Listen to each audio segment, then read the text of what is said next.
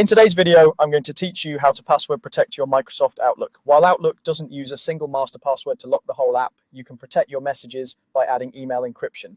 This helps ensure only the intended recipient can read what you send. First, open your browser and go to Microsoft.com. This is the official Microsoft site, so it's the safest place to start. At the top, look for All Microsoft. Click that to see the full list of Microsoft services. From there, choose Outlook to head over to the Outlook email experience.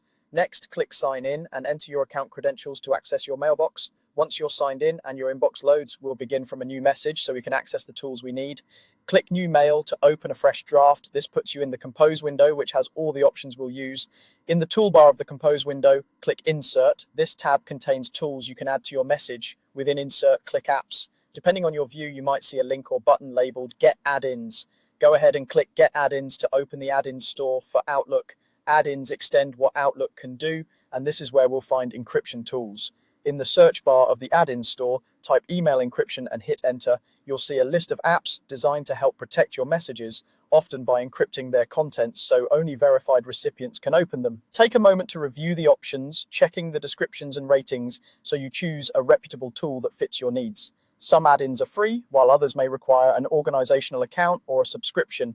When you've picked the add-in you want, click to add it to Outlook. Follow any prompts that appear. You may be asked to confirm permissions so the add-in can work inside your mailbox. After it's added, return to your message window.